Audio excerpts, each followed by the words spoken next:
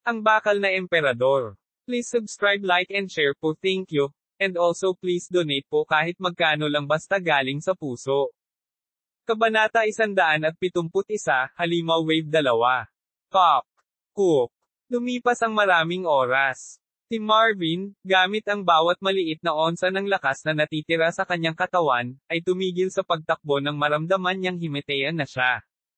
Tumigil siya saglit at sinubukang habulin ang kanyang hininga. Nanatili siyang nagmamasid sa paligid na kinakabahan. Walang mga orc sa paligid ng lugar. Sa kabutihang palad, tila nakalayo siya sa pagtugis ng mga orc. Ngunit nagkaroon ng malaking problema para sa kanya. Dahil nagmamadali siyang iwasang mapatay ng mga orc, tumakbo siya sa kanluran at hindi sa silangan kung saan matatagpuan ang border fort. Ang pagbabalik doon ng mag-isa ay mangangailangan ng 3 araw. Kailangan kong bumalik ng buhay kahit anong mangyari. May isang babaeng nagustuhan niya. Si Mary, ang anak ng manggagawang gawa sa balat, na napakaganda at sikat sa buong nayon. Hindi lang 1 o 2 lalaki ang sumusubok na hawakan ang kanyang kamay, ngunit si Marvin ay walang balak na mamatay nang hindi sinusubukang sabihin sa kanya ang kanyang nararamdaman. Mabubuhay ako, at pagkatapos ay pakakasalan ko siya. Sinabi sa kanyang sarili na magkaroon ng lakas, nagpasya siyang pumunta sa timog at bumalik sa kuta. Mula sa sandaling iyon, nagpunta siya sa isang paglalakbay na nangangailangan ng palihim at hindi bilis, kaya nilayon niya maging maingat hanggat maaari. Gayunpaman, tila wala sa kanyang panig ang swerte. Bigla siyang nakatagpo ng isang orc na nagmula sa isang bush. Ang orc, na nagulat nang makita ang isang tao, ay kinuha ang kanyang palakol ngunit sinaktan ni Marvin. Kiik! Tao dito! Sa sandaling tumili ang orc. Nagsimulang dumagsa ang iba pang mga orc. Nagawa ni Marvin na malampasan ang kanyang kamatayan. Kick. Kick. Og. Oo. Ang mga orc ay napakalakas ngunit mabagal, kaya maaari niyang malampasan ang mga ito. Ang tanging problema ay ang mga lobo na kanilang pinaamo. Hindi naging madali ang lumayo sa mga lobo na may matalas na pangamoy at mabilis na paa. Patay ako. Kung hindi ko ito magagawa. Nang tumingin siya sa paligid na may kinakabahan na puso, nakita niya ang isang manipis na agos ng tubig na umaagos sa malapit. Nagniningning ang kanyang mga mata sa pag-asa. Diretso siyang tumakbo patungo sa tubig. Inalis niya ang kanyang landas at umakyat sa lambak. Dahil ginawa niya ito ng maayos, ang mga orc o ang kanilang mga lobo ay tila tumigil sa paghabol sa kanya. Phew! Nagawa kong mabuhay sa ngayon. Nakahinga ng maluwag, lumingon si Marvin sa isang malaking bato. Gulat na gulat sa kanyang nakikita, sinubukan niyang imulat ang kanyang mga mata para makakita ng malinaw.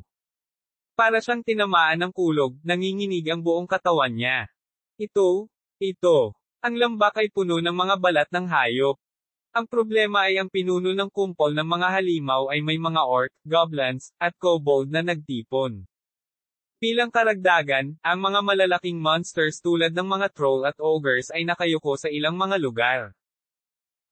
Hindi ko maintindihan. Bakit nandito silang lahat? Ang mga halimaw, na kadalasang pumatay sa iba pang mga halimaw kapag nakita sila, ay hindi gumagalaw tulad ng kanilang natural na pag-uugali. Nagkukumpulan sila.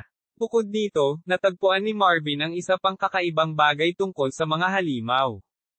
Bilang karagdagan sa mga orc, mayroong maraming mga halimaw na nakasuot ng mga sandata at armor at mga bandila ng mga dragon na nakakalat sa lahat ng dako.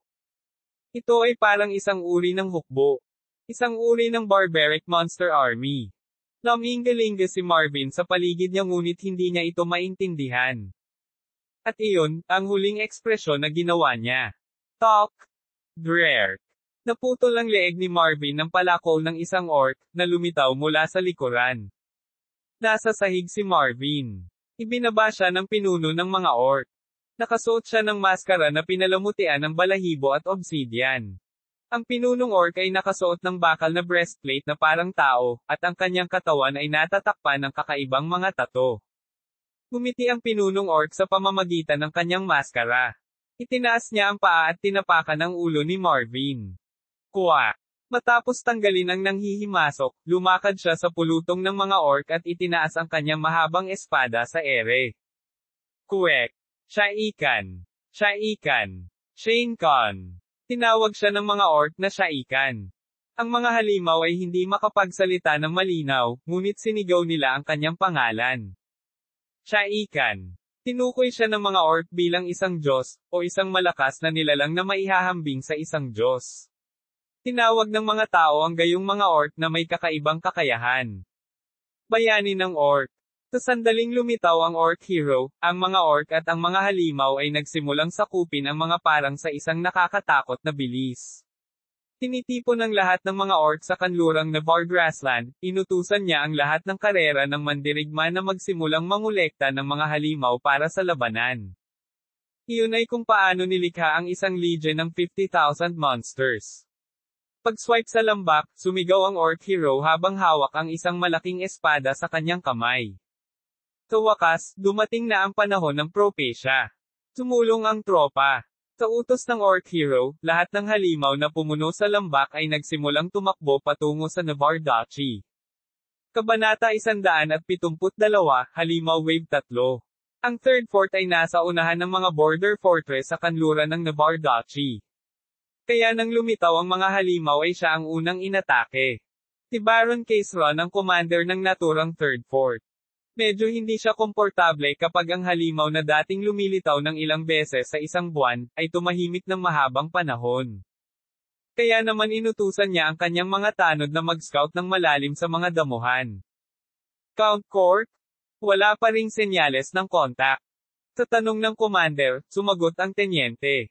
It doesn't count as one, may mga balita. Ngunit hindi ko maipaliwanag ang kanilang mga salita dahil kulang sa kailanawan ang komunikasyon. Cook, ang mga bobong lalaki. Si Count Cork ang may pinakamalaking ari-arian sa kanlurang Aba, nagsisilbi siyang taga-suporta para sa mga kuta sa hangganan. Gayunpaman, si Count Cork ay hindi gaanong sumusuporta sa misyon. Ang taon ay napakahirap para sa kanila, at hindi pa rin sila nabigyan ng anumang suportang tropa. Ibig sabihin ba nun, hindi natin alam kung ligtas sila o gumagala lang mag-isa. Sa galit ni Caesron, sumagot ang tenyente. Ang aking bilang ay hindi dapat magkaroon ng anumang monster invasion sa taong ito. Sa halip, ang sa iyo ay isang pagtatangka na pahinain ang kapangyarihan ng mga maharlika sa ngalan ng suporta sa kapangyarihan para sa iyong hindi nakikitang takot. Kuha! Sa paliwanag ng tenyente, mukhang galit si Caesron. Ang Duchy ng Navarre ay isang maliit at mahirap na bansa, na hinati ng mga maharlika ng imperyo at nagkaroon ng patuloy na pakikibaka sa kapangyarihan tulad ng Baroque.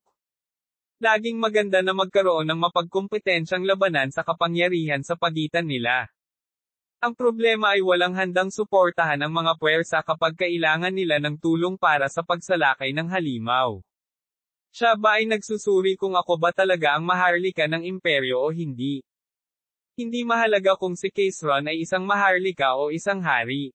Ang talagang gusto niya ay panatilihing ligtas ang bansa mula sa patuloy na banta ng mga halimaw, at para magawa iyon, naisip niya na dapat lampasan ng lahat ang kanilang pagkakaiba at subukan ang kanilang makakaya. Gayunpaman, ang mga lalaking iyon na bulag sa kapangyarihan ay tila hindi nag-iisip ng ganoon. Ang mga kalokohang pag-iisip. Hindi ko alam kung kailan mayayanig ang bahay ng kapangyarihan, paano ko pa nga ba kakayanin itong mag-isa. Nang si Caesron ay sumabog sa galit. Kang! Kang! Kang! Biglang tumunog ang mga kampana ng tore ng bantay ng kuta. Yung mga halimaw. Isang napakalaking kayeg ng mga halimaw ang paparating sa kuta.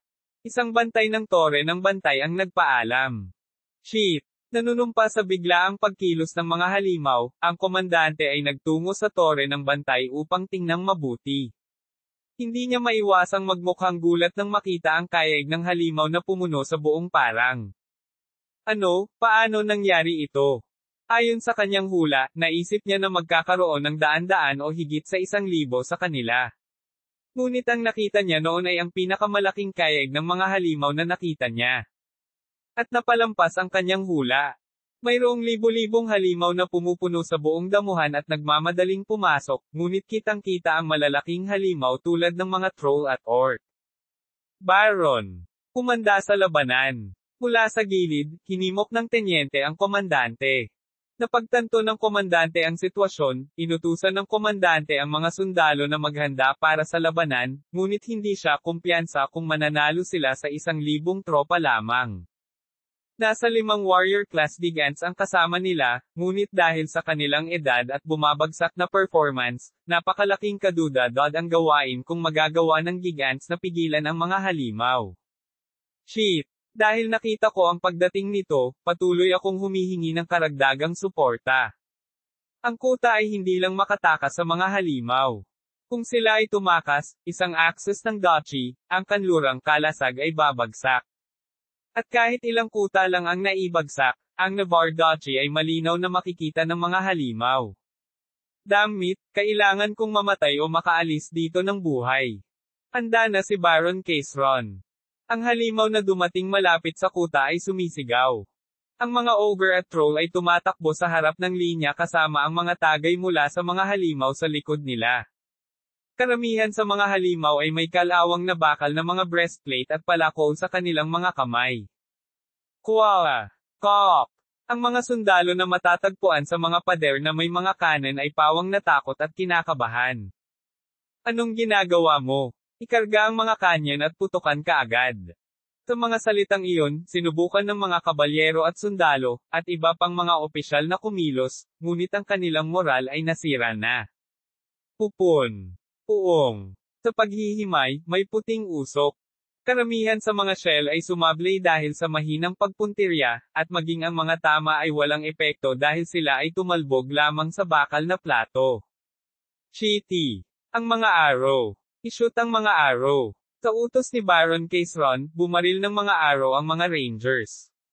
Ang mga dambuhala, palibhas ay hindi nabigla sa mga paparating na palaso, ay iniwagayway ang kanilang malalaking sandata.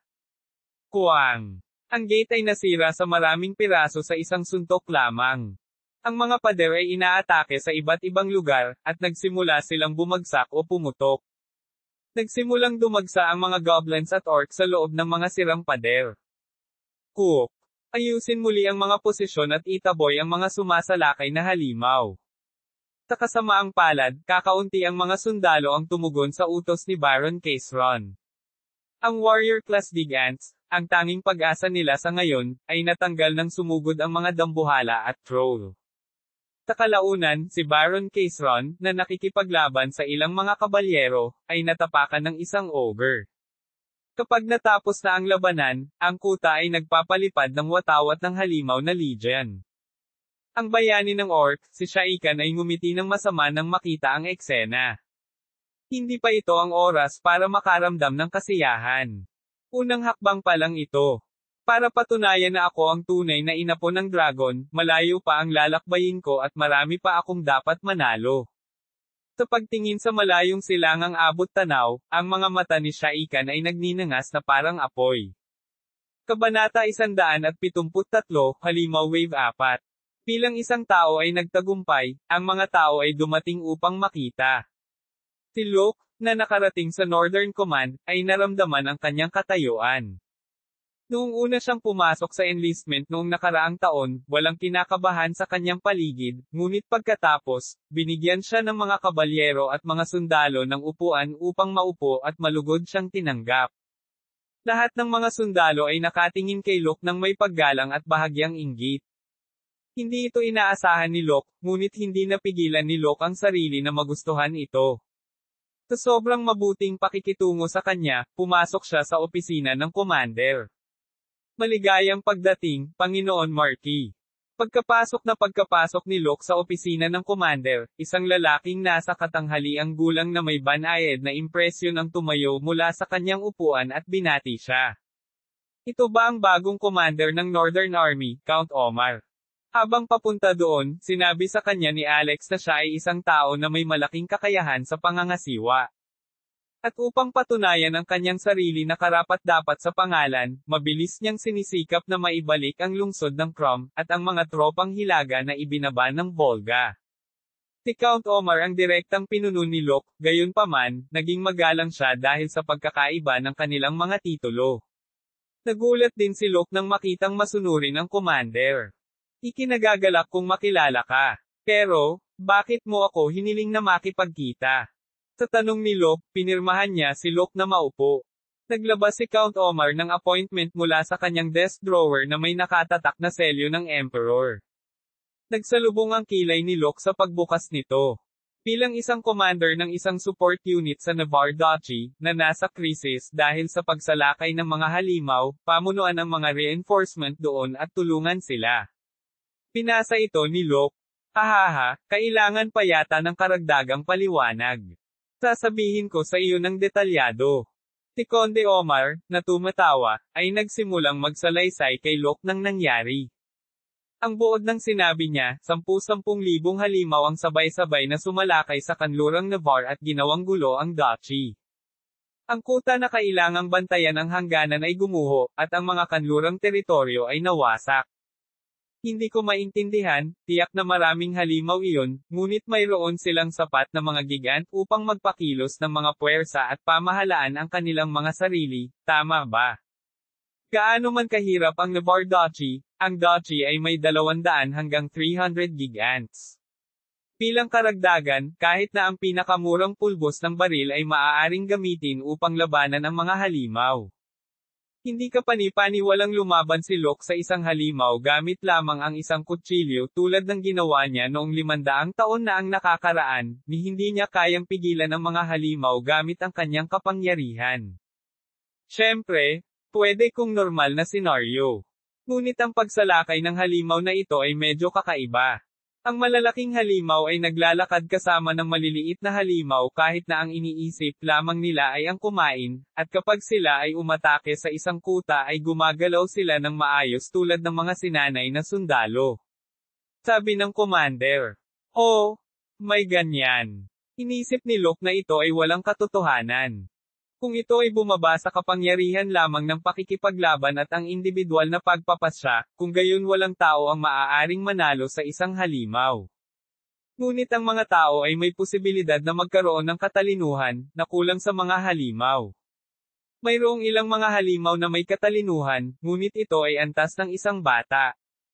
Sa anumang kaso, sa pamamagitan ng katalinuhan at teknolohiyang minana nila mula sa mga sinaunang engkanto, nagawa ng mga tao na lumikha ng mga nakahihigit na sandata, pinag-isa ang kanilang mga bansa at teritoryo, at bumuo ng mga sibilisasyon na nagpapahintulot sa mga tao na maging nangingibabaw na mga lahi ng Middle Ages, na sumusunod sa mga diwata. At pinilit nito ang mga halimaw na lumipat ng malalim sa mga kagubatan, malalalim na lambak at mga desyerto na lupain. At ang gayong mga halimaw na may mga antas ng katalinuhan, tulad ng mga mababang antas na halimaw na nagsasagawa ng mga taktika ng militar. Then maybe they, sasabihin ni Locke. Oo, ang pagtatasa ng imperial ay nakasaad na mayroong posibleng pag-iral na parang utak sa likod nila. May isang kwento na naiisip ni Locke. Paminsan-minsan ay may mga bayani na tinatawag na punong bayani na ipinanganak sa mga halimaw na kumokontrol sa kawan na may malakas na kapangyarihan at pamumuno. Noong nakaraan, sa tuwing ipinanganak ang isang nilalang, mayroong isang digmaan na tinatawag na monster wave. Ang mga tao at ang mga kaharian ay dumanas ng malaking pinsala dahil dito. Sa simula, naisip ng Imperial na bigyan sila ng suporta gamit ang mga armas, kasama ang gigants. Ngunit pagkatapos tingnan ang impormasyong nakuha namin, napagtanto namin na hindi ito isang bagay na magagawa namin sa pamamagitan lamang ng mga armas. Ayon kay Count Omar, ang mga halimaw ay lalong tumitindi habang dumarami ang mga labanan. Higit pa rito, kasama ang mga halimaw na gumagamit ng mga sandata ng duchy na sundalo, sila ay armado ng mga gigant at higanteng espada, mga kalasag, at malalaking halimaw. Umaasenso sila sa bilis ng kidlat. Nang humingi ng tulong ang duchy sa gigants, malapit na silang maging abo. Sabi ng commander. Seryoso ka ba sa mobility nila? Tanong ni Locke. Hindi lang iyon, nagsasagawa sila ng mga bitag at mga taktika ng tao, at kahit na gumagamit ng mga bihag na tao upang patakbuhin ang kanilang artilleria at ayusin ang kanilang mga armas. Sa antas na iyon, ang pakikipaglaban sa mga halimaw ay hindi basta-basta. Ang mga halimaw ay kailangang kilalanin bilang isang grupo na katumbas ng mga puwersang militar at taktikal. Ang pinakamalaking problema ay ang bilang ng mga ito ay lumalaki araw-araw. Ang 50,000 noong unang iniulat, ay naging 70,000. Hindi ibig sabihin na sila ay biologically na gumagawa. Masyadong maikli ang panahon para mangyari ang ganoong bagay. Tila ang mga halimaw na nakakalat ayon sa kanilang mga kawan, sa lalong madaling panahon ay nagsimulang mahulog sa linya. Ang mga halimaw ay may hilig na pumila at sumunod sa utos ng kanilang inaakalang bayani. Kung hahayaan natin ito ay malapit ng maging isang malaking sakit. Mayroong malaking bilang ng mga halimaw na naninirahan sa imperyo. Kung nagsimula silang lumipat sa linya kasama ang Orc Hero, ang imperyo ay tiyak na makakaranas ng malaking pinsala. Hindi, ang mga halimaw ay hindi magiging isang malaking problema. Gayunpaman, habang ang hukbo ng imperial ay pabalik-balik kasama ang mga halimaw, ang Volga Republic ay maaaring sumalakay muli. Matapos marinig ang serye ng mga pangyayari, tumango si Locke, naiintindihan ang sitwasyon at sinabi. Naiintindihan ko naman ang bigat ng sitwasyon, pero bakit ako? Sorry. Napakaraming iba pang mga general at commander sa imperyo, bakit kailangan kong maging commander in charge? Si Count Omar, na hindi sumasang-ayon sa pahayag ni Locke, ay tila naguguluhan. Hindi iyon ang aking desisyon. Pagkatapos ay sa palagay ko ito ay napagpasyahan ng mapahamak na emperador na iyon. Kung nagpadala siya ng isang tao, kailangan niyang talunin ang halimaw na hukbo na magiging isang mahirap na gawain, ngunit ayaw niyang paalisin ang isang tapat na general na nasa ilalim ng kanyang kontrol. Kailangang suriin ng emperador ang kanyang mga maharlika at bantayan ang Volga Republic. Kaya naman pinili niya ang inapo ng warrior, na hindi niya mamimiss lalo na. Well, basta sundalo ako, kailangan kong kumilos ayon sa direksyon ng utos ng Emperor. Pagkatapos, kukunin ko ang aking mga tauhan. Sa mga salitang iyon, tiyak na mag-aalala ang mga kabalyero ni Locke sa ilalim ng Torlot Fortress. Karaniwan, ang isang marangal na commander ay walang karapatan na kumuha ng mga tropa bukod sa mga retainer na sumama sa kanya sa panahon ng enlistment. Ito ay upang maiwasan ang paggamit ng artillery unit. Gayunpaman, maliban kina Caper, Anna, Hobart, at Alex na natutunan ang Gold Sword, ang iba pang mga knight ng Torlot ay pawang gumagamit ng Silver Sword. Napakalaking kawalan na hayaan ng mga nakinig sa kanyang mga salita na mapahamak. Kailangan natin ng mahabang panahon para makakuha ng mas marami hanggat maaari. Kahit na ano. Nang nag-iisip si Locke, nagsalita si Count Omar na may parehong nahihiyang ekspresyon tulad ng dati. Mahirap yan. Ayon sa batas militar ng Imperial. Sinasabi ng batas militar ng Imperial na ang mga matataas na maharlika sa itaas ng marquee ay dapat na sinamahan ng naaangkop na mga escort unit, tama ba? Hindi mali ang punto ni Locke. Sa pamagat ng marquee, siya ang namamahala sa isang utos o isang katumbas.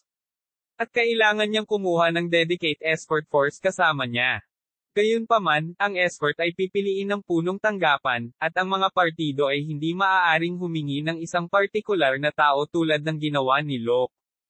Sinubukan ni Count Omar na ituro ito, ngunit sinabi ito ni Locke sa harap niya. Hindi mo kailangang mag-isip ng husto. Wala naman akong hiniling na seryoso, hindi ba pwedeng kunin ko na lang ang mga tauhan ko para ay escort ako? Nang medyo mahinang magsalita si Locke, tumango si Count Omar na pinagpapawisan. Naiintindihan ko. Ang dami kong kaya. Matapos makita ang kasunduan, nagpasya si Locke na pumunta sa fortress at ipinaalam sa kanyang mga subordinate ang tungkol sa Navarre support team. Bagamat ito ay hindi alam at hindi inaasahan, karamihan sa mga kabalyero ay tumugon sa deployment sa halip na positibo. Navarre Duchy, hindi ba napakalayo dito? Oo, pero mas maganda ito kaysa dito. Mas madaling talunin ang mga halimaw kaysa labanan ng Volga, na maaaring bumalik anumang oras. Kung gayon, paano ang mga klase ng Silver Sword? May kalahati pa akong dapat matutunan. Pagkaraan ng 10 araw, si Locke at ang 30 kabalyero ay umalis sa Torlot Fortress na may mataas na espiritu. Sa daan, 30,000 tropa mula sa hukbong Imperial ang ipinasa, at lahat sila ay nagmarcha patungo sa Duchy ng Navarre kung saan naghihintay sa kanila ang isang malaking labanan. Kabanata 174, Halimaw na Wave 5. Ang ekspresyon ni Philip ay hindi kasing liwanag ng inaakala ng isa. Sa unang pagkakataon na umalis siya sa kuta ng Torlot, nasa sabik siya, ngunit habang papalapit siya sa kanlurang hangganan, nagsimula siyang sumimangot. Sa kalaunan, nang makarating siya sa hangganang nayon, nagreklamo siya, Panginoon, hindi ba ito masyadong marami? Ano ang? Hindi ba't may mas mababang mga gigant kaysa sa naisip natin? At ito ay isang klase ng mandirigma na ginawa sa pinakadulo simula. Maaari ba nating pigilan ang isang halimaw na alon dito? Noong una siyang sumali sa reinforcements, si Philip ang unang nakaalam tungkol sa mga dispatch na tropa bilang mga kabalyero, at siya ay nabigo. Ang mga kabalyero ay natipon mula sa iba't ibang lugar, at ang kalidad ng gigant na kapangyarihan at mga salamangkero sa digmaan ay kakilakilabot. Hindi iyon ang katapusan ng problema. Ang mga nakalap na tropa ay pawang mga medyo sinanay na recruit. Hindi pa ito ang katapusan, tama ba? Dapat may mas maraming puwersang sumasali sa atin. Iyon ang naisip ni Philip habang siya ay gumagalaw, ngunit kahit na makarating sa hangganan, walang mga bagong puwersa na dumating. Ang kanilang kalaban ay isang hukbo ng mga orc na pinamumunuan ng bayani ng orc, na sinabihan na lipulin ang duchy. Matatalo kaya ang gayong mga halimaw sa kanilang napakaliit na puwersa? Damit, ito ay dapat na isang panlilinlang upang ibagsak ang Panginoon. Kahit na hindi iyon ang kaso, hindi ito ang tamang bagay. Ang pamilya Recon at ang pamilya ng Imperial ay walang ibang alternatibo kundi ang patuloy na bantayan ang isa't isa. Kaagad pagkatapos ng digmaan sa Volga Republic, binigyan ng emperador si Lucas ng titulong bayani ng digmaan upang wakasan ang mga akusasyon ng mga maharlika, ngunit natapos na ang paghihimagsik. At mas mabuti kung mamatay si Locke sa pakikipaglaban sa mga halimaw. Kahit na hindi siya namatay sa proseso, ang mga puwersang sumusuporta sa kanila ay mapaparusahan kung sila ay bumalik na walang dala. Well, malaki ang posibilidad. Ano man ang ibig sabihin, gusto nila akong hawakan. Sumang-ayon si Locke sa sinabi ni Philip. Ang huling digmaan ay isang malaking dagok sa hilagang hukbo, ngunit kung isa sa alang-alang ang mga puwersa ng imperyo, humigit kumulang 30,000 piling puwersa ang madaling maorganisa. Gayunpaman, malinaw na ang lahat ng mga puwersang pansuporta na na-recruit ay ang mga kabataan na magdudulot ng gulo para kay Locke. Siyempre, hindi sasama si Locke dito. Pinaghandaan na niya ito. Sebastian. Tinawagan mo ako, Master. Nang tawagin siya ni Locke sa mahinang tono, si Sebastian na nagtatago sa anino ng kabayo ay nagangat ng ulo at nagtanong. Para sa panimula, pumunta at tingnan ang sitwasyon ng Navarre Duchy. Ang pinakamahalagang bagay sa labanan ay impormasyon. Sa pinakaunang kasaysayan ng Southern Continent, may kasabihan na ganito, if you know the enemy and know yourself, you are not at risk even if it means you'll fight 100 times. Pinaponte ni Locke si Sebastian. Belfair. Oo, Guru. Gagawin ko lahat ng hiling mo, ano yon? Tumugon si Belfair habang malapit siyang lumilipad sa paligid ni Locke sa kanyang anyo ng paniki. Pumunta ka sa kanlurang parang at panoorin ang takbo ng mga halimaw. Kung may kakaiba man, huwag mong hayaang mawala sa iyong paningin at imbestigahan mo kaagad. Naiintindihan. Si Locke ay may kapangyarihan na hindi alam ng mundo. Nagpasya si Locke na gamitin ang mga puwersang nabuo niya bilang base noong panahon niya bilang Devil King na si Saemon. Dahil halimaw ito, magaling ang kalaban. Kung mag-iingat tayo, hindi tayo mahuhuli, isip ni Locke. Gustong-gusto ng emperador na pigilan si Lucas, ngunit hayagang tinanggap ni Lucas ang bawat hamon mula sa kanya. Mas maganda ang pakiramdam niya dahil maaari na siyang gumamit ng mga puwersa na hindi niya magagamit dahil siya ay nasa gitna ng mga mata ng mundo. At hindi lang iyon. Kabilang sa dark magic, mayroong isang pamamaraan na sumisipsip ng kapangyarihan ng iba tulad ng Blackbind. 10,000 halimaw. Inaasahan kong makita kung gaano karaming kapangyarihan ang makakalap ko. Nakangiti sa sarili, binigyan niya ng utos ang mga kawal na sumusunod sa kanya, bilasan ng lahat ang pagmarcha. Kailangan nating makarating sa Avignon sa loob ng 5 araw. Kabanata 175, Orc Hero 1. Nabaligtad ang kabisera ng Navarre Duchy, ang Avignon, dahil sa halimaw na alon. Ang mga halimaw ay madalas na dumagsa sa mga kuta sa hangganan at pinagbantaan ang mga sundalo na nakatalaga doon, ngunit ito ang unang pagkakataon sa kasaysayan ng Navarre na 10,000 mga halimaw ang sabay-sabay na umatake sa kanila. Sa kabisera, nagkaroon ng matinding debate sa mga maharlika kung sino ang mananagot sa kasalukuyang sitwasyon. Ano ang ginagawa ng militar na hindi alam ang malalaking halimaw na umaatake sa atin? Ang general ng hukbo, na nakatayo sa kabilang panig ng conference table ng mga maharlika, ay sumagot sa mga maharlika na nagtanong sa kanya, hindi namin alam. At hindi ba ang mismong mga maharlika na nakaupo rito ang hindi pinansin ang aming kahilingan para sa tulong sa mga kuta sa hangganan sa tuwing kami ay humihiling? Hindi, kailan tayo? Ginawa ni Count Cork. Ito ang dahilan kung bakit namatay ang aming Baron Caseron.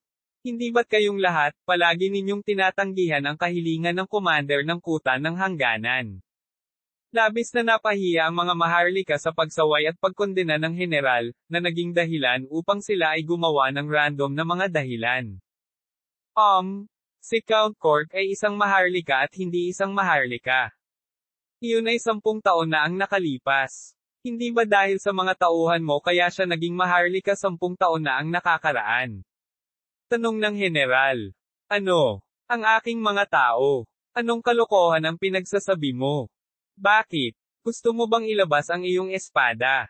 Instigated ang general. Kapag nabunot ko na, marami akong gagawin. Ang dami ko ng halimaw. Tumahimik kayong lahat. Si Haring Henry III, na nakaupo sa mesa, nang makita ang mga maharlika na nagsisisi sa isa't isa ng pabalik-balik, ay hindi na nakatiis at sumigaw. Ano ba ang sitwasyon, at iniiyakan mo kung sino ang dapat managot? Hindi ba dapat pag-usapan natin kung anong mga hakbang ang kailangan nating gawin kaagad? Tanong ni King Henry. 12 ng mga kuta na nagbabantay sa kanlurang hangganan ay nahuli lahat ng mga halimaw. Hindi lang yon. Ang rehiyon ng Cork at ang iba pang mga kanlurang teritoryo ay nawasak, at sa walang katapusang marcha ng halimaw na legion, 4 na araw na lang ang layo nila sa Avignon. Kung ang mga bagay ay magiging katulad ng dati, tiyak na babagsak si Avignon. Gayunpaman, ang mga baliw na mataas ang ulo na maharlika ay walang countermeasures, at hindi rin sila makabuo ng isa. Ang tanging alam nila ay darating ang mga reinforcement mula sa imperyo, at dahan-dahang hamupa ang halimaw na alon. Habang ang mga maharlika ay patuloy na nagtutuldok sa isa't isa, si Henry III ay napabuntong hininga. Kaya, wala sa inyo ang may solusyon, malakas na sabi ni Henry. Naghahanap kami ng isa, kamahalan. Wala akong ganang makakita ng kahit kanino sa inyo. Labas. Habang itinataboy ni Henry III ang kanyang mga maharlika, lumabas siya ng palasyo upang palamigin ang kanyang ulo at mag-isip ng kung ano. Noon niya nakita ang isang tao na nagpakinang sa kanyang mga mata. Isang batang babae na may pulang tinirintes na buhok. Mukha kasing cute na manika, payat siya pero may mga curved na hindi karaniwan sa rehiyon. Hindi niya alam na malapit na pala sa kanya ang hari. Nanatili siyang nakatingin sa isang bagay na nasa lupa. Anong ginagawa mo dito? Apa, nandito na si Mama. Habang papalapit at kausapin siya ng hari, lumingon ang dalaga sa lalaki at yumoko. Oh my! Ano ang tinitingnan mo ng masinsinan, prinsesa? Ang babae ay si Prinsesa Margareta, ang anak ni Henry III. Sa pamamagitan ng pagtingin sa kanyang mga mata, siya ay mukhang isang batang babae sa kanyang huling mga kabataan, ngunit siya ay halos 30 taong gulang.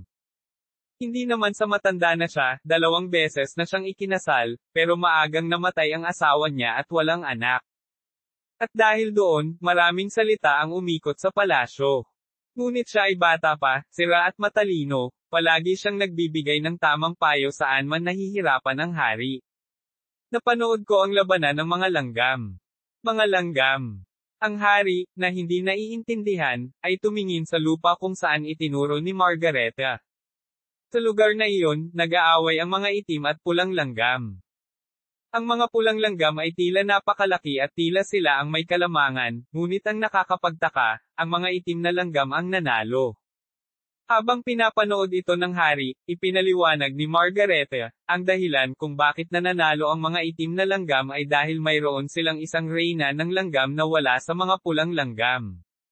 Sabay silang gumagalaw at utos ng reyna langgam at itinutulak ang mga pulang langgam palayo. Tumigil sandali si Margareta at pinatay ang reyna ng mga itim na langgam. Ngunit kapag nawala ang reyna, wala silang ibang pagpipilian kundi ipaglaban ang kanilang sarili. Nang mawala ang namumunong nilalang, ang kaeg ng mga itim na langgam ay tuluyang tumakas mula sa labanan. Lumingon si Margareta sa kanyang ama, na may madilim na ekspresyon at nagtanong, mukhang hindi gumagana ng maayos ang mga bagay. Q. Nakipagpulong ako sa mga maharlika sa buong araw, at lahat sila ay nagsisikap na makasama sa aking mabuting panig. Sa mga salita ni Henry III, nagsalita si Margareta na may napakakipot ng ngiti. Mayroon akong isang sukatan, gusto mo bang pakinggan ito? Nako, gusto ko. Sa pagtatapos ng mga salita ng hari, ang bagay na nangyari ng hindi isang beses o dalawang beses, sinimulang ipaliwanag ni Margareta ang plano, italikod ang mga pampalakas mula sa imperyo. At pagkatapos, nabalitaan ko na maraming reinforcements mula sa imperyo, pero hindi naman sila gaanong kapangyarihan. Hindi nila mapipigilan ang halimaw na legion. Kaya, iniisip ng batang babae na dapat nating akitin ang Volga. Iyan, hindi maaaring mangyari iyon. Sa mga salita ni Margareta, tumalon si Henry III. Ang paglahok ng Volga ay nangangahulugan ng pagkakanulo sa imperyo ng Baroque. Bukod dito, hindi kinikilala ng mga taong ito ang monarkiya. Para lang makaiwas sa krisis, hindi niya kayang sirain ang kinabukasan. Sa mga salita ni Henry, tumugon si Margareta ng isang matatag at malamig na tingin. Sa ngayon, ang estado ng ating bansa ang nakataya.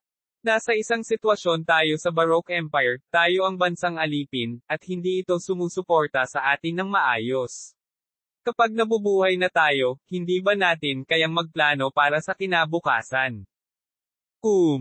At ang imperyo ay tila malakas, ngunit ang araw ay malapit ng lumubog.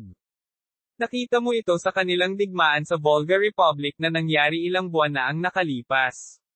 Henry III, narinig niya ang tungkol sa digmaan sa Volga Republic at sa Baroque Empire. Sinabi ng imperyo na ipinakalat nila ang mga tropa pagkatapos nilang makuha ang impormasyon at kinuha ang Volga, ngunit ang totoo ay ang Volga ang nanalo. Nilusob nila ang mga lupain ng Hilaga, natalo ang hukbong imperial at sinira ang maraming rehiyon sa kanilang paglalakbay. Ang ilan sa mga tropa ng imperyo sa kalaunan ay nagawang manalo at sumalakay sa republika mula sa ibang paraan, ngunit ang pinsalang natamo ng imperyo ay mas malala. Karagdagan pa, sa digmaang iyon, lumala ang kaguluhan sa pagitan ng emperador at ng mga maharlika.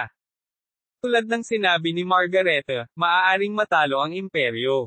Pero sa totoo lang, nasa langit pa rin ang araw. Ang hari ay hindi makagawa ng agarang paghatol. Matapos mag-isip ng ilang sandali, sinabi niya, fine. Gagawin ko ang gusto mo. Ngunit ang Baroque Reinforcements Commander, tatayo ba siya sa panunood sa amin na nakikipag-ugnayan sa Volga Republic? Isang mapanlinlang na pakulo. Mabuting itago ito sa kagandahan. Ibig mong sabihin ang iyong sarili. Sa tanong ng hari, tumanggo si Margareta na nakangiti. Magtiwala ka sa akin dahil mayroon akong mabubuting katulong. Prinsesa ng Navarre, Margareta. Siya ang kahalili ng Magic Tower, na hindi alam ng kontinente. Ang Magic Tower na binubuo lamang ng mga babaeng wizard na nagmana ng magic at hindi ang magic na ginamit sa kontinente. Ang magic ay isang bagay na natutunan niya mula pagkabata, at ito ngayon ay ganap na namumulaklak. Si Margareta ay may tiwala sa pagsisikap na ay pakulong ang Imperial Reinforcements Commander. Di mahalaga kung Baroque o Volga, lahat sila ay magiging stepping stones ko. Kapag natapos na ang Orc Hero, ang susunod ay, Huho. Isang ambisyosong ngiti ang sumilay sa kanyang mga labi. Chapter 176, Orc Hero 2. Nang dumating si Lucas sa Avignon kasama ang mga reinforcements, malugod siyang tinanggap ng hari kasama ang kanyang mga maharlika. Ang mga tao sa kabisera ay nagbigay sa kanila ng napakagandang pagtanggap. Ang mga puwersa ng imperial na pumasok sa lungsod ay parang isang matagumpay na hukbo at huminto sa kanilang marcha sa harap ng palasyo. Sa harap ng palasyo, naghihintay kay Lucas ang isang dosenang matataas na maharlika, kasama na ang hari. Marquis Luke Derricon. Sa pagpapakilala ni Philip, tila nagulat silang lahat. Ang una, nagulat sila nang makitang binata ang reinforcement commander, at ang pangalawa, ang titulong hawak niya ay Marquis. Last but not least, sila ang pinaka-nagulat nang malaman na siya ang inapo ng sikat na mandirigmang si Recon. Diba may masamang relasyon siya sa Baroque Imperial? Napaisip si Henry III sa sarili. Siguro nahirapan kang pumunta dito. Hindi talaga. Sagot ni Locke. Nang matapos ang dalawa sa pagbabati, sinalubong si Locke ng mga maharlikang nakatayo sa likuran. Hahaha, nagayos kami ng isang maliit na piging para sa iyo at sa iyong mga kabalyero. Kahit na hindi namin malalampasan ang Baroque Empire, sinubukan namin ang pinakamahusay. Hindi mahalaga. Ang piging, baka. Pinigilan ni Locke ang sarili sa pagtanggi sa alok. Sa likod niya ay si Philip at ang iba pang mga kabalyero na may kumikinang na mga mata. Mainit at puno ng pagsinta ang kanilang kumikinang na mga mata. Masyadong matindi ang kanilang pagnanasa na maaaring maging sama ng loob kapag hindi niya sinunod ang gusto nila. Ano ito? Napaisip si Locke. Noong una, natarante siya, tumingin siya kay Ana at sa iba pang mga babaeng kabalyero na nagbubulungan. May mga lalaki.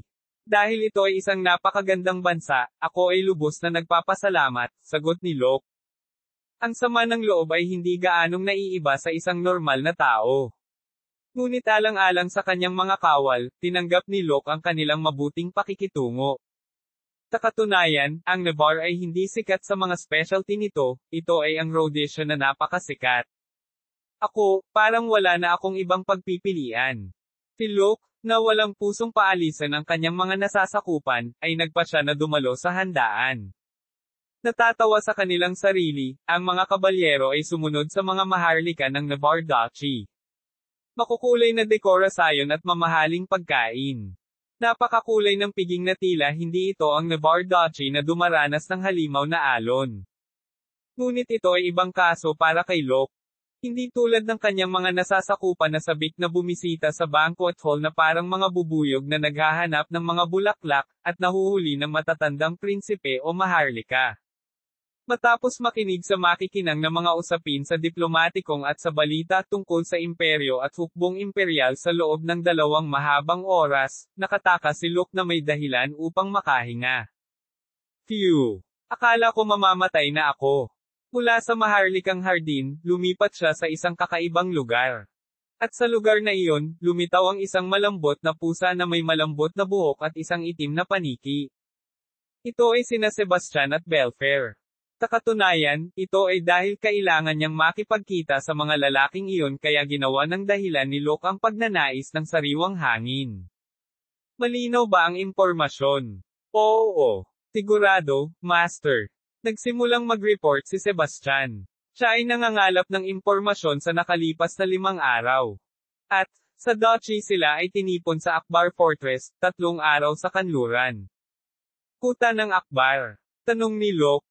Oo, ipinangalan ito sa Panginoon ng rehiyon, ngunit ito ay isang napakalaking at matibay na kastilyo.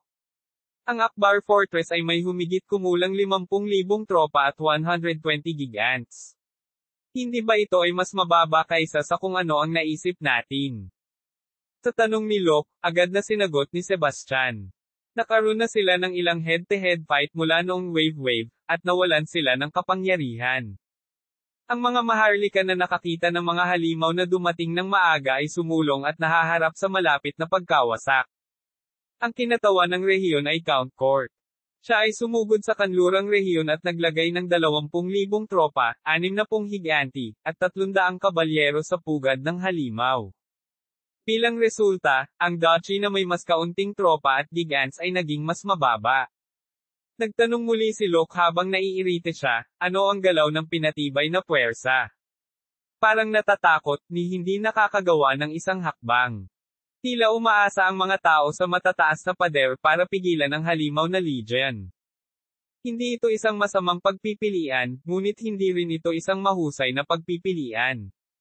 At ang landas patungo sa kabisera ay hindi lamang isa. Maaaring tumagal ng ilang oras, ngunit may iba pang mga ruta upang makarating sa kabisera. Ano ang tungkol sa Western Grasslands? Lumingon si Locke kay Belfair at nagtanong. Belfair? Yumuko agad ang ulat. Maraming halimaw doon. Gayunpaman, hindi lahat ng mga halimaw ay sumali dito, at kapag ang mga halimaw ay nagpasya na sumali, ang duchy ay nasa mas mataas na taya. Hindi ito magiging madali.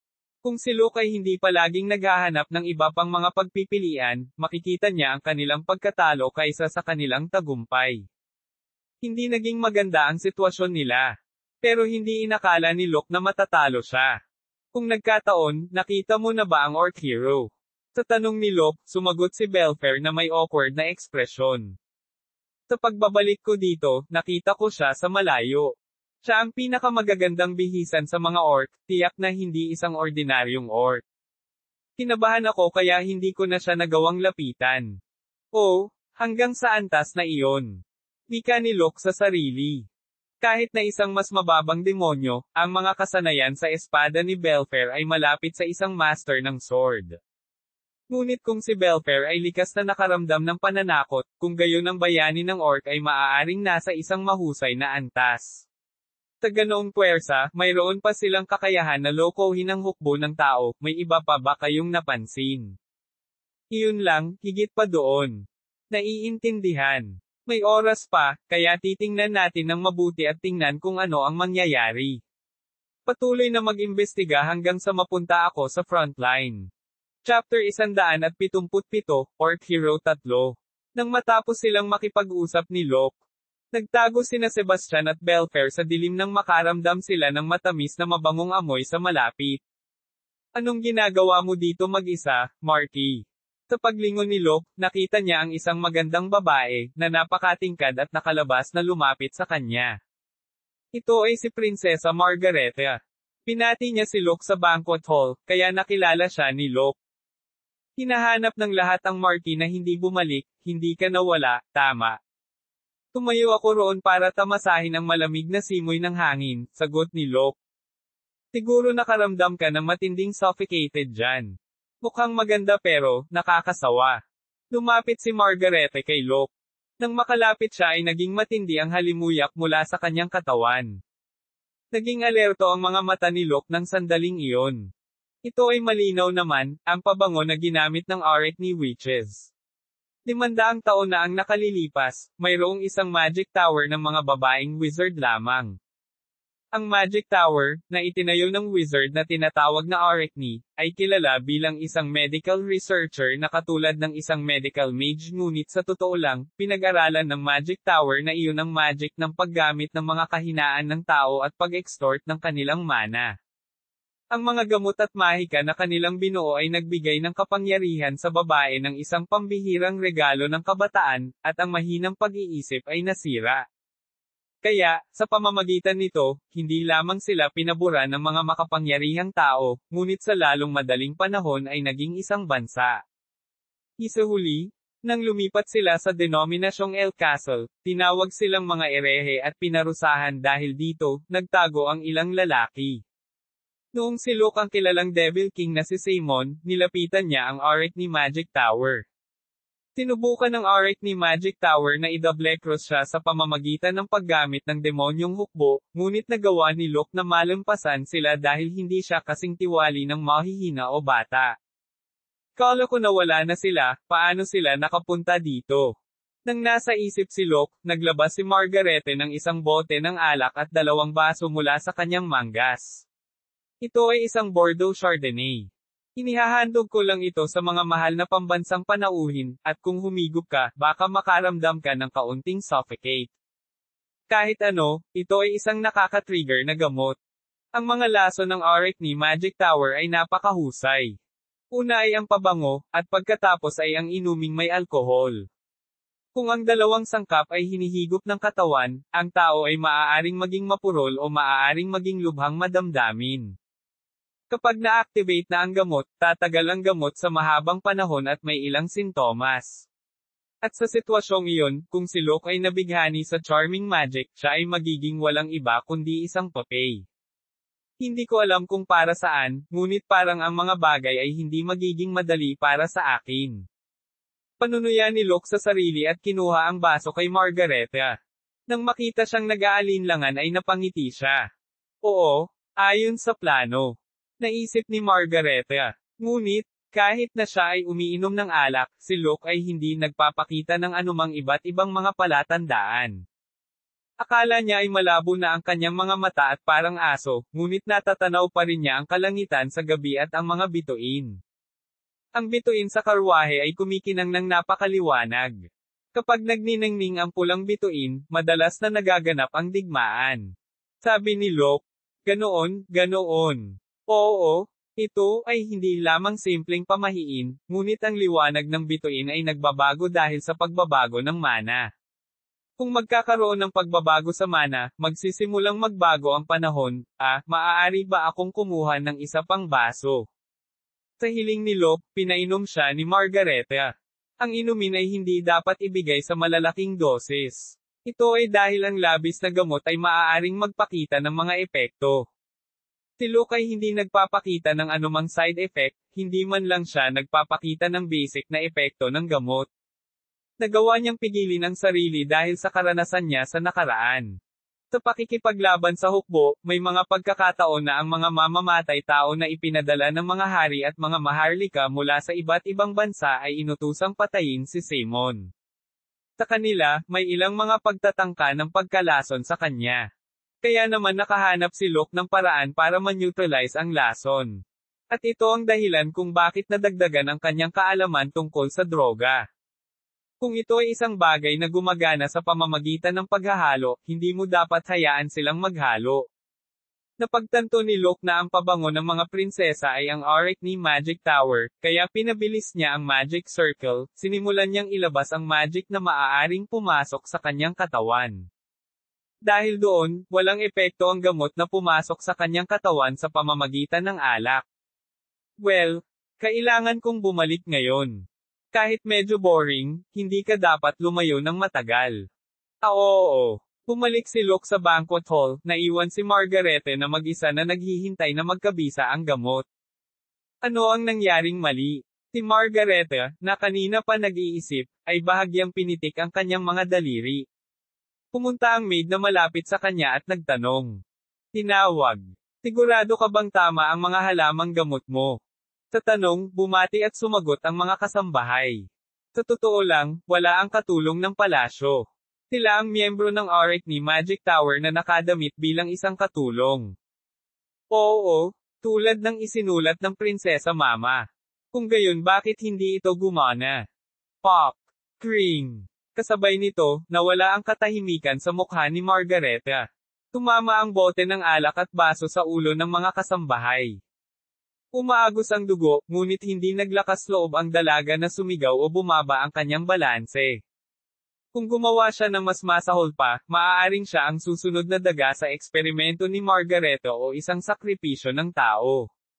Para tawaging wizard ang mga ganyan. Sa kabila ng mga pagpuna, ang mga wizard ng Arachne Magic Tower ay umiling. Hahanap ako ng ibang paraan. Gagawa ako ng espesyal na gamot. Pakiusap sumunod po kayo sa akin. Sabi ng prinsesa. Oo, Prinsesa Mama. Kahit na hindi nila alam kung ano ang nangyari at kung ang mga bagay ay hindi napunta sa kanya sa susunod na pagkakataon, maaari niyang alipinin sila. Si Margareta ay determinado, ngunit hindi niya napansin na may dalawang demonyo na nanunood sa kanyang paggalaw sa dilim. Chapter 178, Orc Hero 4. Matapos talunin ang mga plano ng prinsesa, kinuha ni Locke ang hukbo ng imperial at nagtungo sa Akbar Fortress kinabukasan. Gayunpaman, bago sila aalis, binigyan sila ng nakakaabala na bonus. Sumama sa kanila si Prinsesa Margareta. Bakit tayo sinusundan ng prinsesa? Tanong ni Locke. Ipinadala ako bilang isang liaison officer, at dahil alam ko ang magic, makakatulong ako sa Marquis, tugon ng prinsesa. Hindi naman, ang bitik na ito. Hindi akalain ni Locke na magiging ganoon katigas ang ulo niya na sundan siya sa larangan ng digmaan para sa pang-akit sa kanya. Ngunit wala siya sa posisyon na tanggihan ang liaison officer na ipinadala ng hari, kaya naman nagpasya siyang makipaglaro dito at nag-isip ng ibang plano. Sisiguraduhin kong ibalot kita sa damit ko. Habang nakatingin sa likod ni Locke, napaisip si Margareta. Ang kalaban, ang ina po ng mandirigmang Recon. Hindi lamang siya nagkaroon ng isang mahusay na angkan, ngunit ginawa rin niya ang katayuan ng kanyang nahulog na pamilya, na sinira ng imperyo at ng emperador nito. Si Margarete na nangakong hindi tatapusin ang kanyang buhay bilang isang prinsesa sa marginal na hangganan ng imperyo ay nagpasya na gamitin si Locke bilang kanyang alipin at ihanda ang kanyang daan sa imperyo. Hindi mo magagawa ang iyong sarili bukas pagkatapos ng gabing ito. Habang nakangisi, hinawakan ni Margareta ang potion, pero may hindi niya alam. Nang gabing iyon, sisikapin ni Locke na lumabas ng unit nang hindi nagpapalam sa sinuman. Sa paglubog ng araw, ang hukbo ng Imperial ay tumigil sa kanilang pagmamartsa at naghanda sa kampo. Marahil ay dahil sa kanilang pagkabalisa, ngunit pagkatapos ng kanilang hapunan, ang lahat ay nakatulog maliban sa dalawang kawal na nagbabantay sa kampo. Dalawang kaina hinalang anino ang pumasok sa kampo na binalot ng katahimikan. Sa isang sandali, ang mga anino na iyon, na hindi nakita ng mga gwardya, ay pumunta sa kwartel ng commander. Sinusubukan talaga ng dalawang anino na iyon na kontaken si Locke. Dumating ka na ba? Tanong ni Locke. Lumiwanag ang loob ng tent at bumangon si Locke. Oo, Master. Ano ang dapat kong gawin? Sa ilalim ng magic lamp, nabunyag ang pagkakakilanlan ng nanghihimasok. Sila ay mga alipin ni Locke, sina Sebastian at Belfair. Bilang tugon sa tanong ni Sebastian, isang manipis na ngiti ang isinagot ni Locke. Ikaw ang pumalit sa akin tulad ng huling pagkakataon. Pinagsama-sama ko ang ilan sa mga operasyon na kailangan mong gawin bilang commander. Sa mismong sandaling iyon, binago ni Sebastian ang kanyang sarili bilang Locke at kinuha ang papel kung saan nakasulat ang mga tagubilin. Habang hawak ang papel, tumingin si Sebastian kay Locke at seryosong nagtanong, Master. May gusto ako. Pagnanasa. Tanong ni Locke. Oo. Dahil nangako ako sa aking katapatan sa iyo, sana ay payagan mo ako. Pakinggan natin kung ano ito, pagkatapos ay magdedesisyon tayo. Sa mga salitang iyon ni Locke, itinuro ni Sebastian ang kwartel kung saan nakatira si Prinsesa Margareta. Pwede ko ba siyang kainin? Gusto mo siyang kainin? Iyan ba ay literal na kahulugan o metaphorical? Nagtaka si Locke dahil hindi kailanman gumamit ng ganoong salita si Sebastian. Higit pa rito, kahit na literal niyang sinadya, naisip ni Locke na si Belfair ang magsasabi nito. Sa tanong ni Locke, tinamaan ni Sebastian ang kanyang mga labi at sinabing, it is not gutom or asexual desire. Ang gusto ko ay ang baluktot na pagnanasa at ang mga negatibong emosyon na taglay ng babaeng iyon. Marami siyang negatibong emosyon kumpara sa sinumang tao na nakita ko. Ang gusto ni Sebastian ay ang kanyang damdamin at hindi ang kanyang katawan. Gusto niyang pumunta sa tabi ng kama niya gabi-gabi at ay absorb ang sama ng loob nito. I don't mind. So ayos lang? Pero pag namatay o nagkasakit yung babaeng yan, magiging problema. Hindi mo kailangang mag-alala, Master. Walang magiging problema sa kanyang buhay o sa kanyang kalusugan. Sa pahintulot ni Locke, yumuko si Sebastian at nagpasalamat. Gayunpaman, walang ideya si Locke kung ano ang mangyayari. Kung alam niya, hinding-hindi niya ito papayagan. Gawin mo ang lahat kapag wala na ako. Matigas na sabi ni Locke at lumabas ng tent. Ganito ang magiging plano ni Locke.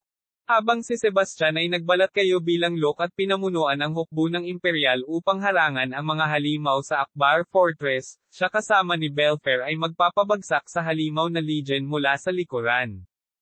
Habang sinusubukang bawasan ang kanilang puwersa at kapangyarihan, sisirain nila ang Orc Hero. Ito ay isang simpleng plano, ngunit nangangailangan ito ng matapang na aksyon, at si Locke kasama si Belfair ay hindi magpapasya na subukan ito kung wala silang kapangyarihan.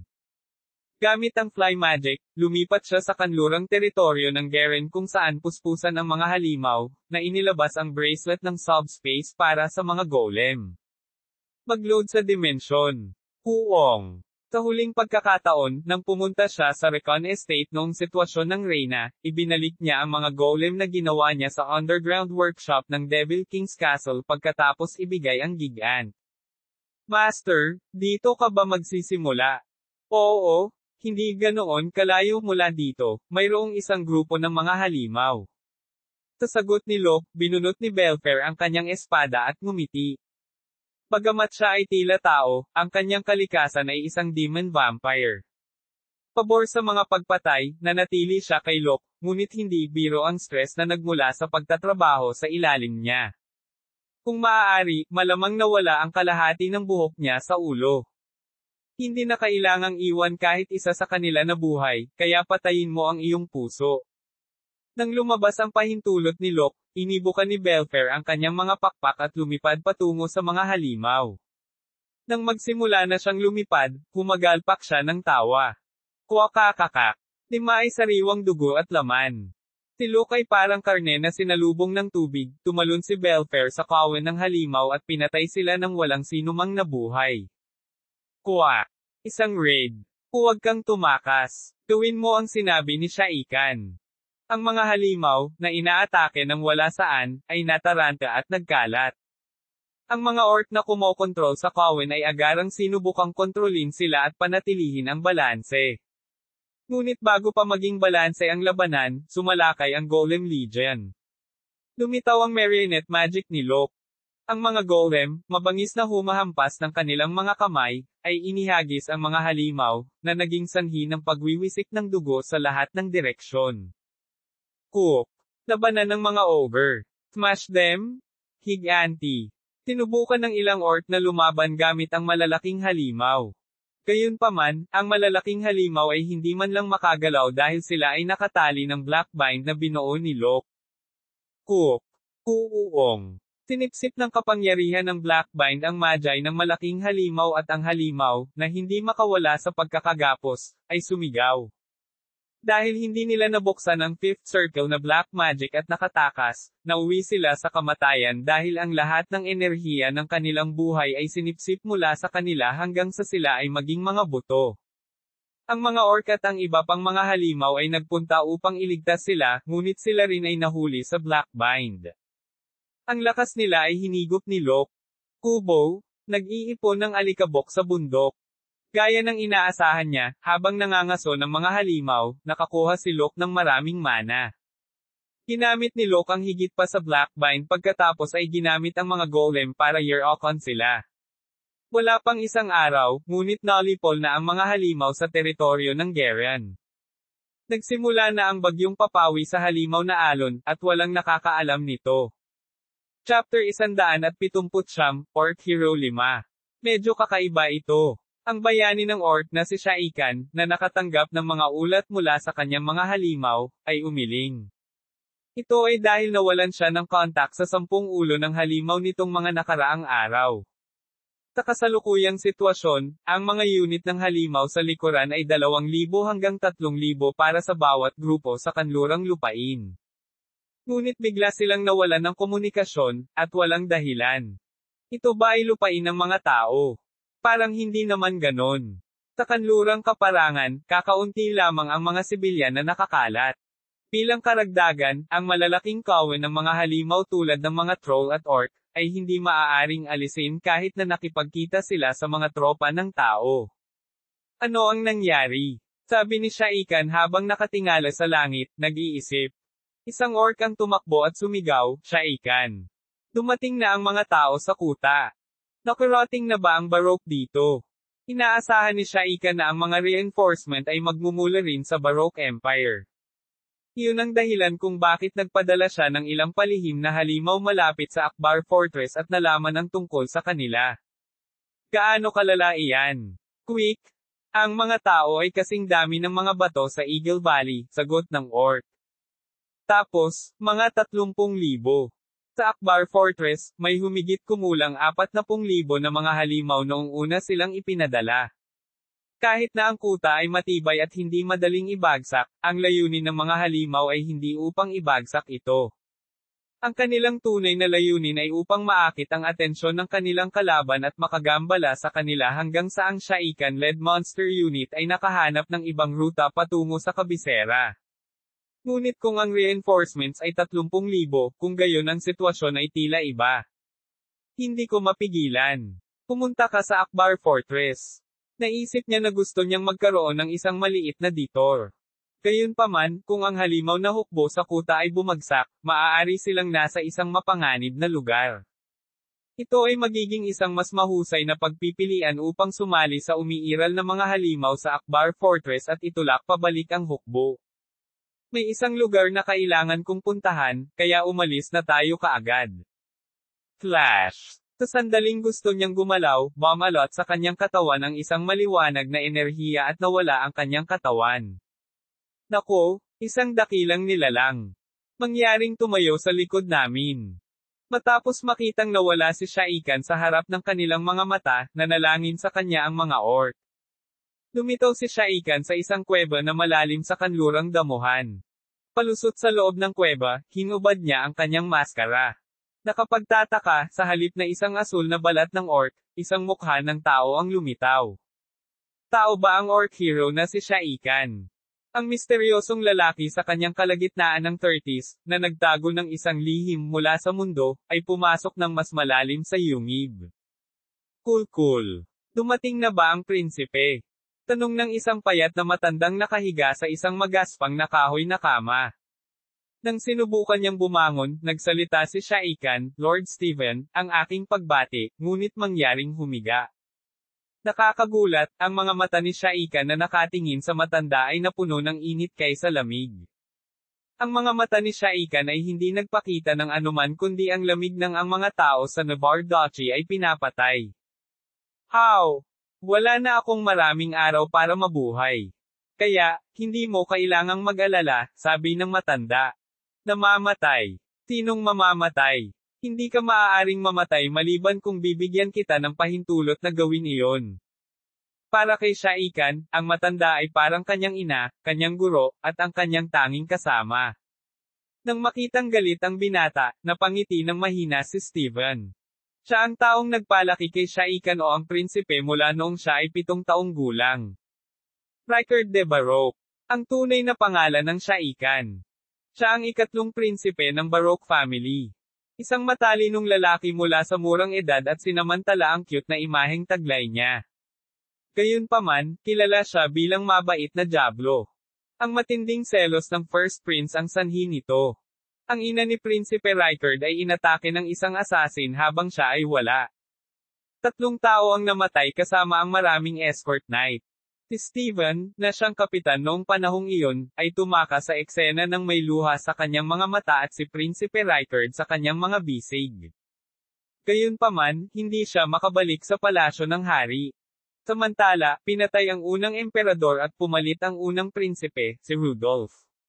Sa huli, hindi na makabalik sa palasyo, ang matanda ay walang pagpipilian kundi ang umalis sa imperyo, at ang lugar na iyon ay ang kanlurang parang nakilala bilang lupain ng mga halimaw. Ginaising ng prinsipe ang dugo ng Dragon Tiamat ng Diyos, kaya maaari akong mamatay na may ngiti sa aking mukha. Ang Baroque Imperial Family, tulad ng anumang maharlikang pamilya, ay ang mga inapo ng mga dragon. Itinuring ng mga iskolar na hindi mapagkakatiwalaan at ang Dies de Baroque, isang pag-asa sa kaharian ng Libya, ay nakita bilang isang de facto na ninuno.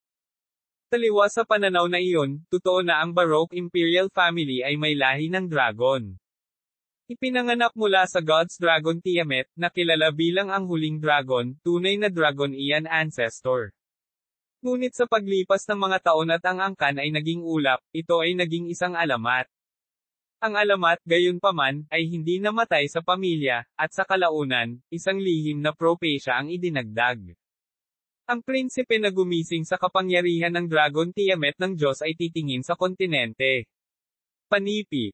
Sa paglipas ng panahon, ang propesya ay itinuturing na walang kabuluhan at ipinanganak si Ricard. Nakapagtataka, sa kanyang kapanganakan, mayroon siyang katulad ng kaliskis ng isda sa kanyang kilikili. Hindi dahil sa kanyang katalinuhan kaya siya napaboran ng First Emperor. Ito ay dahil inaasahan nila na siya ang tunay na inapo ng isang dragon. Sa kasamaang palad, 2 taon lamang ang nakalipas nang magising ni Rykard ang kanyang kapangyarihan. Lumabas siya upang humanap ng elixir na magpapagaling sa sakit ni Steven, at sa proseso, nakilala niya ang isang twin-headed ogre na muntik nang pumatay sa kanya. Mula sa maagang pagkabata, natuto siya mula kay Steven, at si Rykard ay may mahusay na kasanayan sa espada, ngunit hindi siya sapat na sanay upang ibagsak ang isang twin-headed ogre. Sa kalaunan, nataman siya ng kamao ng twin-headed orc. Sa sandaling iyon ng buhay at kamatayan, naukit siya ng kapangyarihan, kaalaman, at mahika ng isang dragon. Dahil doon, nakatakas si Rykard mula sa kamatayan at ginawa ang mga orc na sumuko sa kanya at ginawa ang kanyang sarili bilang orc hero. Kahit ano pa ang paraan, ililigtas kita. Lumapit si Rykard kay Steven at nag-unfold ng recovery spell. Maliwanag na liwanag ang tumama sa katawan ng matanda. Gayunpaman, ang buhay na nasunog sa katawan ng matanda ay hindi na maibabalik. Ito ay dahil sa probidensya ng Diyos, ang taong nasunog ang buhay ng Amber ay mamamatay. Kahit na ikaw ay isang dragon iyan, ang halaga ng mana na mayroon ka ay limitado, kaya huwag mong sayangin ito dito sa mga paniniwalang makasarili. Nakatingin kay Reinhard na may mapupusok na mga mata, muling ibinuka ng matanda ang kanyang bibig. Kapag namatay ako, kunin ang aking mga buto at gamitin ang mga ito upang wakasan ang mga kaaway na nanakit sa ina ng ikatlong prinsipe. Kung hindi mo magagawa iyon, hindi mo magagawang bigyan ng hustisya ang ikatlong maharlikang pamilya, na maling pinatay, walang awa, pakiusap.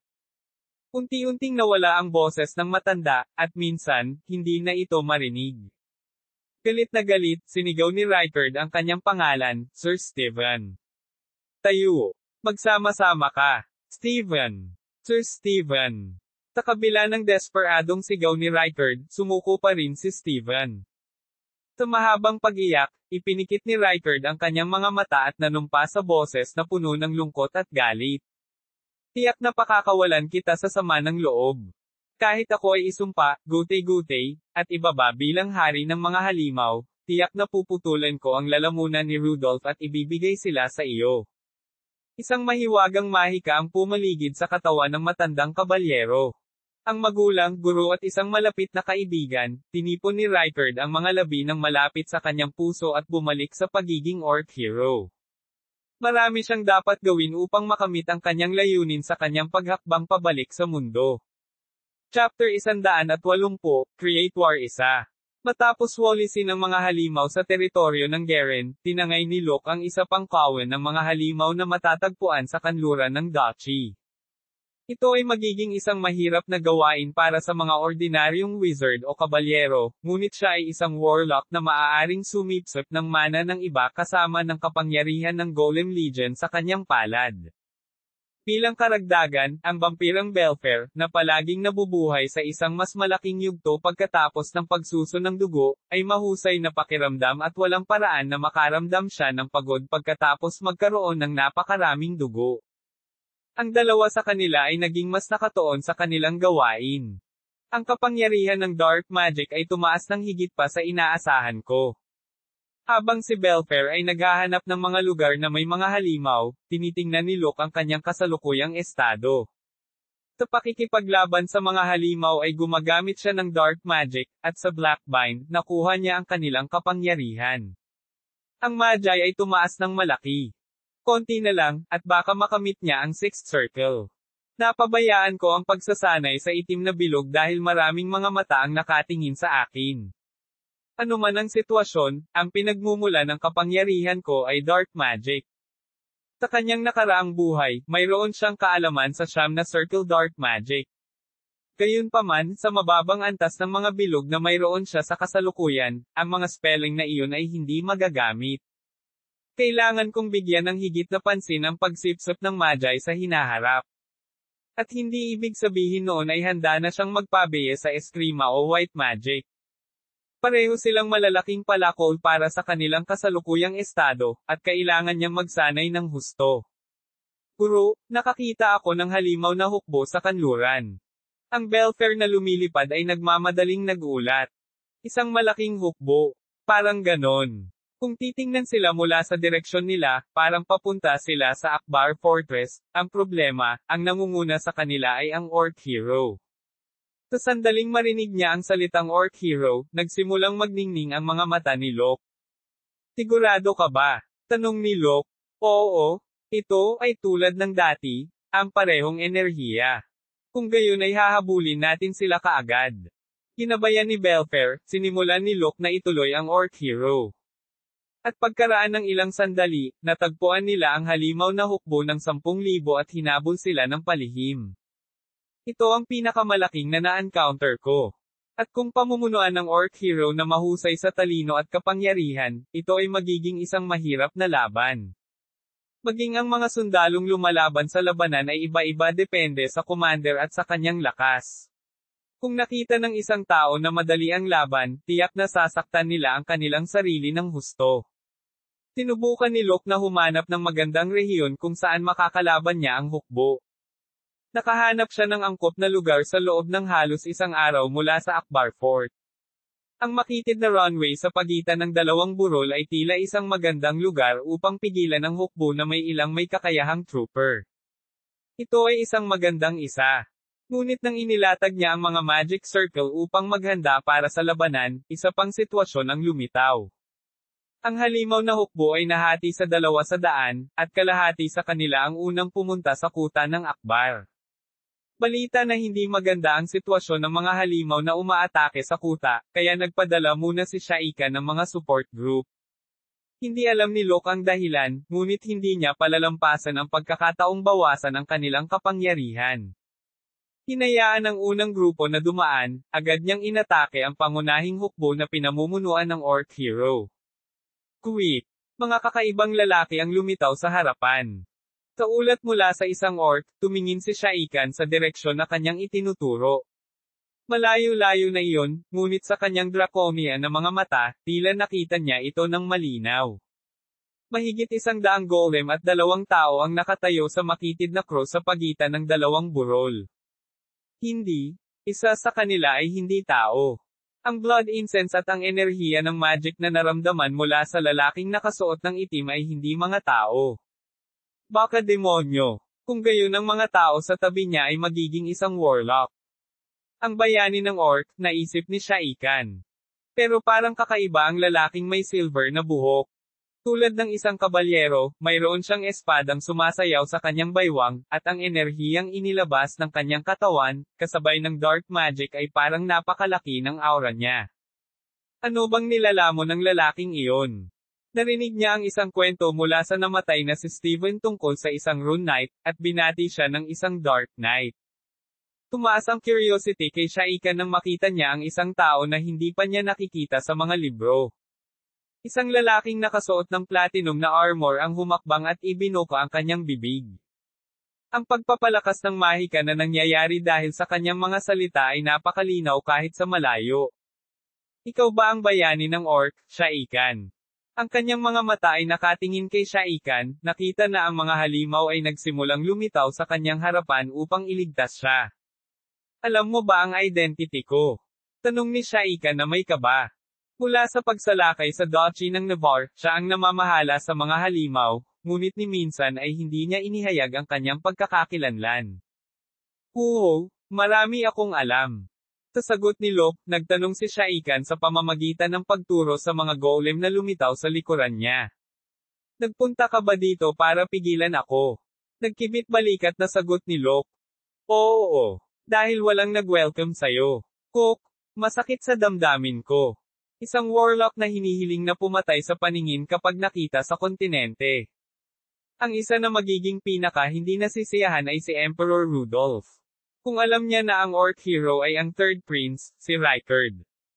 Sa anumang kaso, kinailangan ni Shaikan na harapin ang mga kakaibang tao sa likod. Kinailangan niyang sirain ang Navarre Duchy at buksan ang daan patungo sa imperyo. Hindi ko nais na dungisan ng dugo ang aking espada. Hinailan ni Shaikan ang espada na nasa likod niya, laban kay Locke. Swoosh! Panipi kuwit tandang padamdam panipi. Ang espada ay lumipad sa isang nakakatakot na bilis at mabangis na katumpakan. Nagmamadaling naglagay si Luke ng shield magic para harangin ang espada, at tumalbog ito. Kang. Gaano man kalakas ang kapangyarihan ni Shaikan, ang taybak na tumalbog sa kalasag ay tumama sa golem na malapit. Nagulat si Luke, gayunpaman, hindi ito dahil sa espada at puwersa nito, ngunit dahil sa sandaling bumalik ito sa palad ni Shaikan. Ano ito? Salamangka. Hindi, parang medyo iba sa isip ni Luke. Walang oras si Luke para mag-analyze ng malaya. Kasabay ng espada ni Shaikan, inilunsad ng halimaw na hukbo ang kanilang pag-atake.